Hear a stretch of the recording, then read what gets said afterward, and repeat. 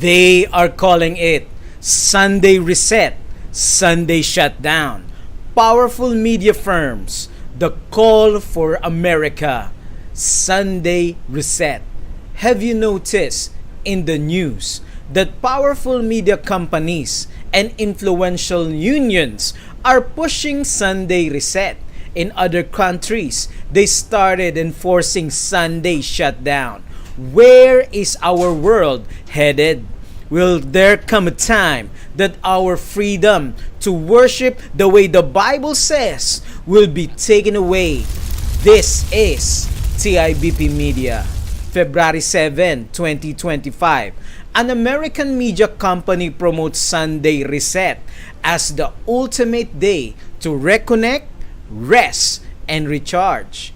Pop Sugar is an American media and technology website owned by Vox Media Incorporated, a mass media company that runs many online brands, including SB Nation and The Verge. On January 31, 2025, Pop Sugar published an article entitled The Ultimate Sunday Reset, Checklist to Prepare for the Week Ahead, which pushed a narrative encouraging society to embrace Sunday as a culturally significant day, reinforcing its role as the foundation for a well-balanced, healthy life. BSMNightTerrent.org says, new trend of Sunday resets help promote self-care.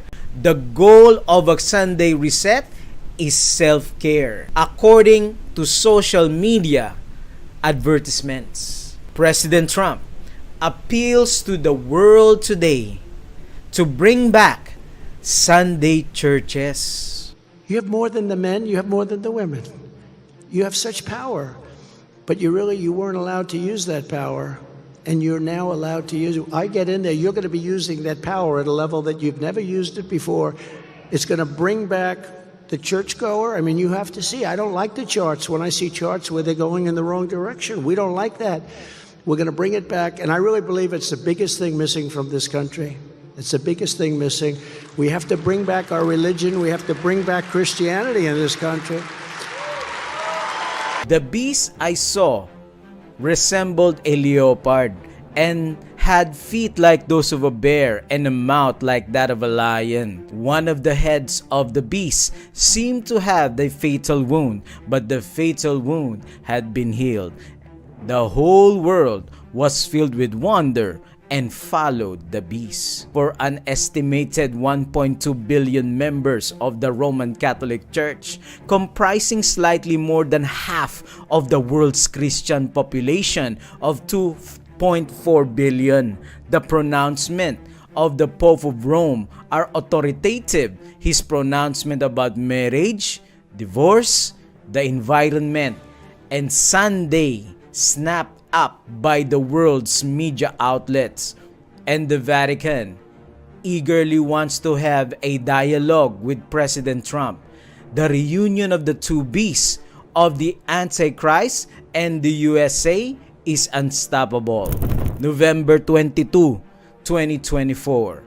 Vatican News says that the United Nations is seeking to work with both Roman Catholics and other religions to deliver climate change policies.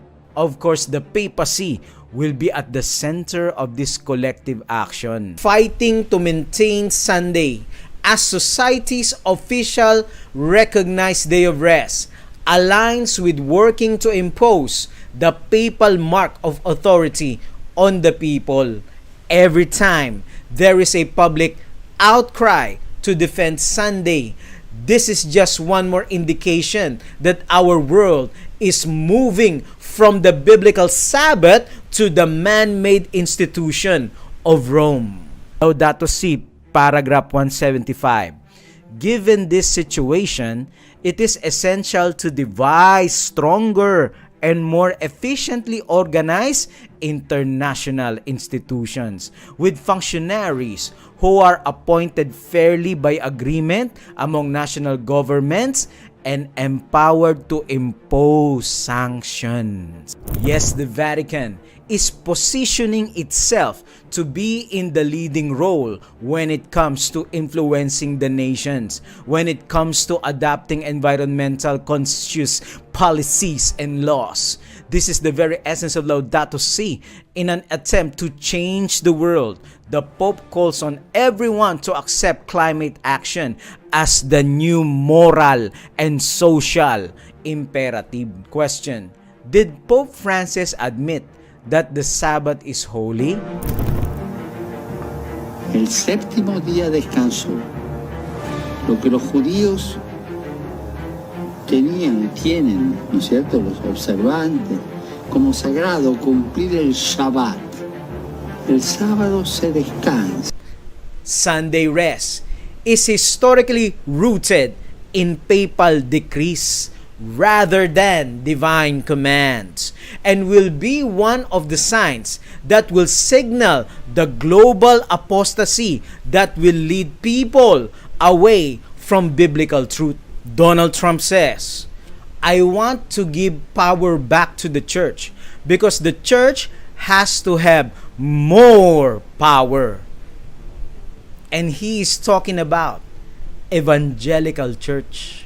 The spirit of prophecy says, Sunday keeping is an institution of the first beast, that is the papacy. And all who submit to obey this institution emphatically worships the first beast and receive his mark, the mark of the beast. Those who worship the beast and his image by observing the first day, which is Sunday, are certainly idolaters, as were the worshippers of the golden calf. For us Christians, he said, the center of the Lord's Day, Sunday, is the Eucharist, which means thanksgiving. In 321 AD, Constantine declared Sunday as sacred. This is one of the pagan beliefs.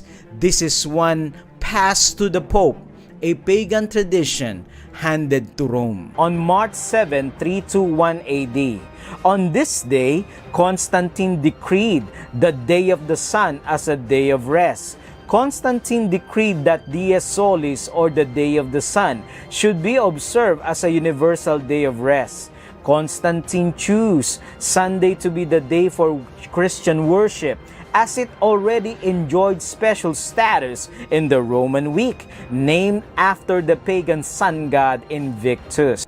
Those who honor the Bible Sabbath will be denounced as enemies of law and order, as breaking down the moral restraints of society, causing anarchy and corruption, and calling down the judgments of God upon the earth. Their conscientious scruples will be pronounced obstinacy, stubbornness, and contempt of authority. They will be accused of disaffection toward the government. The Roman Catholic Church changed the observance of the Sabbath to Sunday by right of the divine infallible authority given her by her founder Jesus Christ. The Protestant, claiming the Bible to be the one only guide of faith, has no warrant for observing Sunday. In this matter, the Seventh-day Adventist is the only consistent Protestant. People who think that the scriptures should be the sole authority should logically become Seventh-day Adventists and keep Saturday holy. The labor industry, along with the churches and the news media, is aligning itself in order to achieve one ultimate objective. They are working to obtain the same outcome. They are campaigning to make Sunday popular again. According to God's prophetic word, there would be a popular demand for Sunday observance. Rulers and legislators, in order to secure public favor, will lead to the popular demand for a law enforcing Sunday observance. Great controversy. أنفسكم أو تخفوه يحاسبكم به الله فيغفر لمن يشاء. Sì al dialogo e no alla violenza. sì al negoziato e no alle ostilità, sì al rispetto dei patti e no alle provocazioni, sì alla sincerità e no alla doppiezza. Spezzare la spirale dell'odio e della violenza, a spezzarla con una sola parola: fratello. Ma per dire questa parola dobbiamo alzare tutti lo sguardo al cielo e riconoscere. They accuse Jesus of being a sinner for breaking the Sabbath. The religious leaders at that time, they are just making baseless, malicious accusations. John 9 verse 16. Jesus did not violate the Sabbath because violating the Sabbath is a sin. And the Bible says that Jesus was tempted in all points, yet without sin. It was just one of the accusations of the leaders of his time. The same accusation will be repeated at end time to those who will choose to obey Jesus by keeping the Sabbath. You are destroying the peace of the world, they will say. Sunday is for self-care. Sunday is for family. That will be the accusation. And Sabbath keepers will be treated as dissenters, enemies of the law. The seal of Jesus as the Creator is found in the fourth commandment, dear friend. His position, Creator. His name, Lord. His territory, heaven and earth.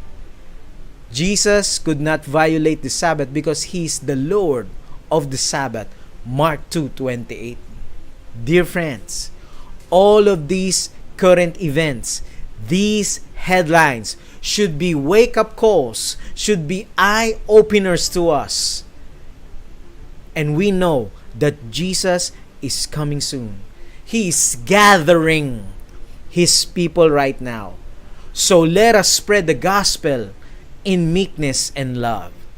Kindly type in the comment section, I reject the papal Sabbath. I reject the papal Sabbath. Thank you, dear friends, for listening to this important update. Kindly share and continue to preach truth found in Bible prophecy.